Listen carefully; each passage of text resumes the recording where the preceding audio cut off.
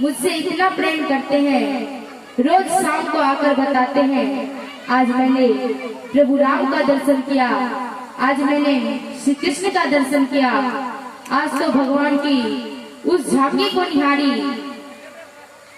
इतना प्रेम करते हैं मुझसे, कैसे बोलूं आपसे। नारद ने कहा ये तो बहुत आनंद की बात है माता कि आपके पति आपसे बहुत प्रेम करते हैं। प्रेम जिससे किया जाता है उससे कोई बात छिपाई नहीं जाती। भगवान करे आपका प्रेम बढ़ता रहे। तब तो आपके पति ने आपको ये बात भी जरूर बताई होगी कि वो जो गले में मुंडमाला पहनते हैं उसमें किसके मुंड लगे हैं, ये बात आपको बताई। पार्वती बोली सुनो, प्रेम तो बहुत करते हैं लेकिन मुझसे आज तक ये नहीं बताया कि गले में जो मुंडमाला पहनते हैं वो किसके हैं। हम तो जाते हैं, अब आप जाने और आपका काम जाने। इतना बोलकर नारद जी वहां से निकल गए। पार्वती ने कहा हे भगवान, जिनको मैं परमेश्वर मानती हूँ वो मेरा कोई मान नहीं करते। पार्वती जी ने सुंदर वस्त्र उतारकर मलिन वस्त्र पहन दिए, आभूषण उतारकर फेंक दिए और कोप भवन में चली गई। पहले जब राजाओं सबका महल बनता था तो अलग से एक कमरा बनाया जाता था, कोप भवन, जिसमें माताएं रुठती थी। जब माताएं को अपने पति को मन से रूठने का मन होता था तो सुंदर वस्त्र उतारकर मलिन वस्त्र पहन लेती थी और श्रृंगार उतारकर उसी कोप भवन में चली जाती थी। तो राजाओं सब समझ जाते थे कि हमारी पत्नी रूठकर कोप भवन में चली गई है।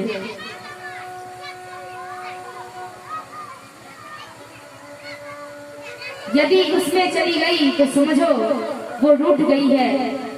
फिर पतिदेव बड़े मनुहार से मनाया करते थे। आज माता पार्वती भी कोप भवन में चली गई। शंकर जी ने देखा मेरे आश्रम से नारद जी ने निकलकर जा रहे हैं और जाते जाते शंकर जी से बोल गए आश्रम में जल्दी पधारना बाबा, माता जी ने याद किया है।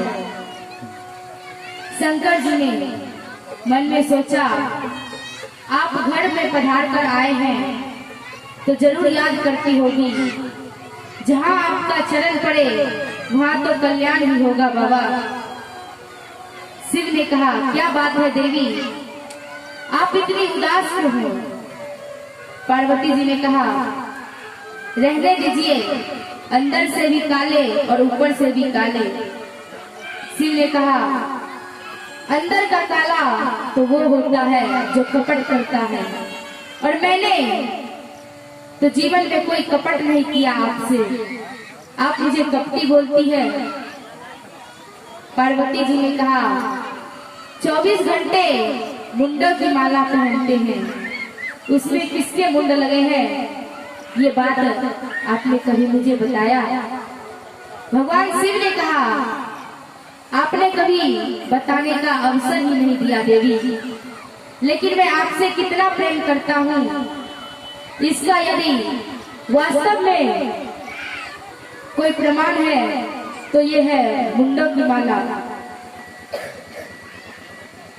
मुंड माला में किसी और के सिर नहीं है, आपके ही सिर है देवी। वैसे तो आप पड़प्पा किसी और के सिर नहीं लगे, आपके ही सिर है देवी। लेकिन लीला की सिद्धि के लिए जब जब अपने जीवन में तुम परिवर्तन लाती हो, चरित्र में परिवर्तन लाती हो, तुम्हारी याद मुझे बड़ी है, इसके लिए तुम्हारे ही सिर अपनी माला में पिरो लेता हूँ। मेरे जीवन में इतनी बार तुमने देह का परित्याग किया है, ये तुम्हारे ही सिर लगे हुए हैं, किसी और के नहीं है।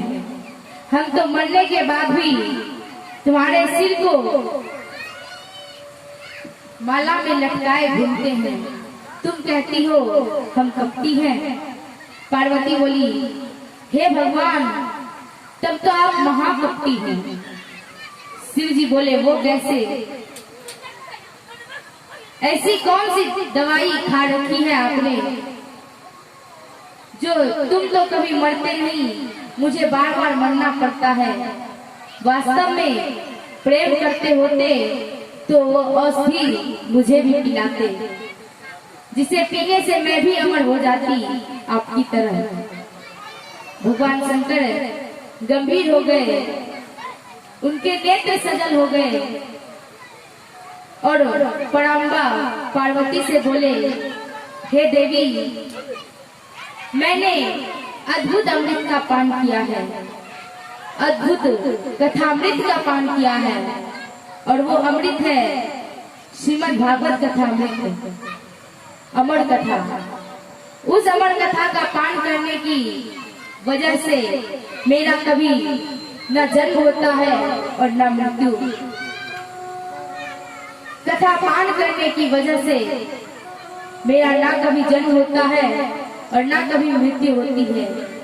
माता पार्वती चरणों में गिरकर बोली, वो अमृत आप मुझे भी पिलाओ भगवान। भगवान शिव ने कहा, भागवत की कथा सुनने के 3 विधान है। पहला, भागवत की कथा सन्मुख बैठकर सुननी चाहिए, एकदम व्यास मंच के आगे बैठकर सुनना चाहिए। व्यास मंच के पीछे बैठकर कथा सुनना निषेध है, ये शास्त्रों में लिखा हुआ है। भागवत की कथा बीच में उठना नहीं चाहिए। दूसरा बात यह है कि भागवत की कथा में बीच में उठना नहीं चाहिए। व्यर्थ की बात बीच में नहीं बोलनी चाहिए। बोलना है तो कीर्तन बोलिए या जय श्री कृष्ण बोलिए। भागवत की कथा में सोना नहीं चाहिए, एकाग्र होकर तन्मय होकर सुननी चाहिए। देवी, मैं तो अब जब कथा सुनाता हूँ नेत्र बंद करके सुनाता हूँ, आप तो सुन रही हो कि नहीं, या मैं कैसे जान पाऊंगा। इसलिए जब तक कथा चलेगी आप बीच में हुंकार भरते रहना। जैसे हिंदी में कहते हैं ना, हाँ जी हाँ जी, तो हिंदी का हाँ जी और संस्कृत में हूँ का अर्थ एक ही होता है। माता पार्वती बोली, ठीक है। शिव जी ने जब कथा को आरंभ किया